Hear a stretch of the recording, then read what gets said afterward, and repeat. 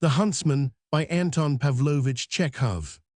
A sultry, stifling midday, not a cloudlet in the sky, the sun-baked grass had a disconsolate, hopeless look. Even if there were rain, it could never be green again. The forest stood silent, motionless, as though it were looking at something with its treetops, or expecting something. At the edge of the clearing, a tall, narrow-shouldered man of 40, in a red shirt, in patched trousers that had been a gentleman's, and in high boots, was slouching along with a lazy, shambling step. He was sauntering along the road on the right, was the green of the clearing on the left. Golden sea of ripe rye stretched to the very horizon. He was red, and perspiring, a white cap with a straight jockey peak, evidently a gift from some open-handed young gentleman. Perched jauntily on his handsome flaxen head, across his shoulder hung a game bag with a black cock lying in it. The man held a double-barreled gun cocked in his hand and screwed up his eyes in the direction of his lean old dog, who was running on ahead, sniffing the bushes. There was stillness all round, not a sound. Everything living was hiding away from the heat. Yegor Vlasic, the huntsman, suddenly heard a soft voice. He started, and looking round, scowled. Beside him, as though she had sprung out of the earth, stood a pale-faced woman of 30 with a sickle in her hand. She was trying to look into his face, and was smiling diffidently. "Oh, it is you, Pelagia," said the huntsman, stopping, and deliberately uncocking the gun. How have you come here?" "The women from our village are working here, so I have come with them." "As a laborer, Yegor Vlasic?" "Oh," growled Yegor Vlasic, and slowly walked on. Pelagia followed him. They walked in silence for 20 paces. "I have not seen you for a long time, Yegor Vlasic," said Pelagia, looking tenderly at the huntsman's moving shoulders.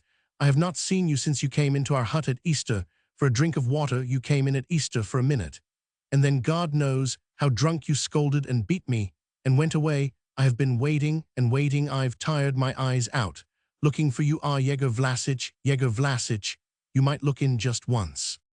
"What is there for me to do there?" "Of course there is nothing for you to do, though, to be sure. There is the place to look after, to see how things are going. You are the master. I say, you have shot a blackcock, Yegor Vlasic. You ought to sit down and rest." As she said all this, Pelagia laughed like a silly girl and looked up at Yegor's face. Her face was simply radiant with happiness. "Sit down if you like," said Yegor in a tone of indifference, and he chose a spot between two fir trees. "Why are you standing? You sit down too." Pelagia sat a little way off in the sun, and, ashamed of her joy, put her hand over her smiling mouth. 2 minutes passed in silence. "You might come for once," said Pelagia. "What for?" sighed Yegor, taking off his cap and wiping his red forehead with his hand. "There is no object in my coming. To go for an hour or two is only waste of time. It's simply upsetting you, and to live continually in the village. My soul could not endure. You know yourself, I am a pampered man.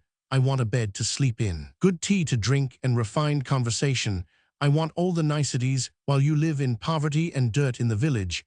I couldn't stand it for a day. Suppose there were an edict that I must live with you. I should either set fire to the hut or lay hands on myself. From a boy I've had this love for ease. There is no help for it." "Where are you living now?" "With the gentleman here, Dmitri Ivanitch. As a huntsman, I furnish his table with game, but he keeps me more for his pleasure than anything." "That's not proper work. You're doing, Yegor Vlasic, for other people. It's a pastime, but with you it's like a trade, like real work." "You don't understand, you silly," said Yegor, gazing gloomily at the sky.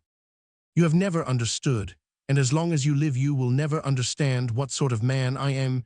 You think of me as a foolish man gone to the bad, but to anyone who understands, I am the best shot there is in the whole district. The gentry feel that, and they have even printed things about me in a magazine.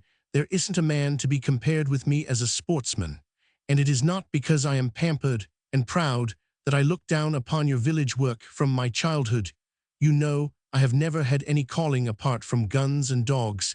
If they took away my gun, I used to go out with the fishing hook. If they took the hook, I caught things with my hands.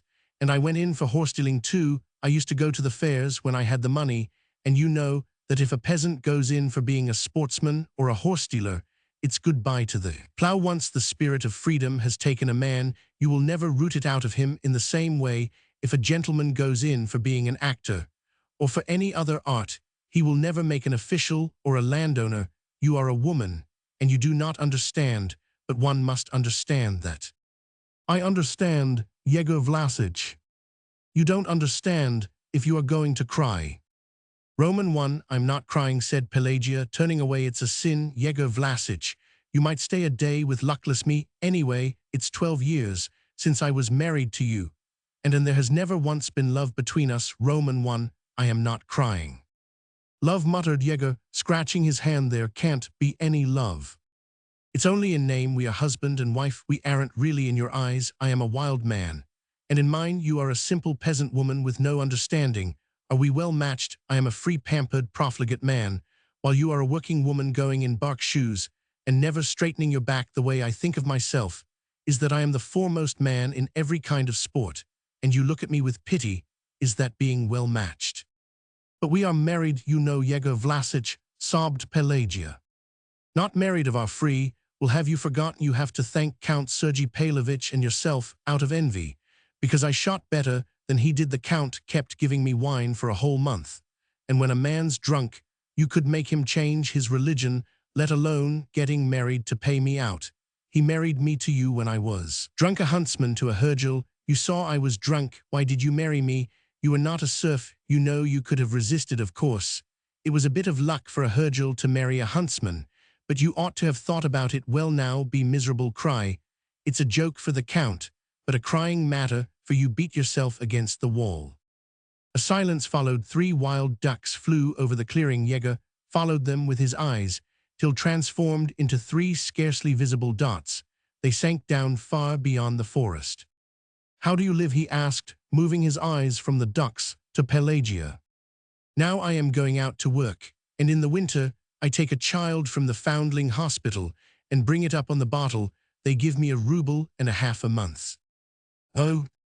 Again a silence. From the strip that had been reaped floated a soft song, which broke off at the very beginning. It was too hot to sing. They say you have put up a new hut for Akulina, said Pelagia. Yegor did not speak. So she is dear to you. It's your luck, it's fate, said the huntsman, stretching. You must put up with it, poor thing, but goodbye. I've been chattering long enough. I must be at Boltovo by the evening. Yegor rose, stretched himself, and slung his gun over his shoulder. Pelagia got up.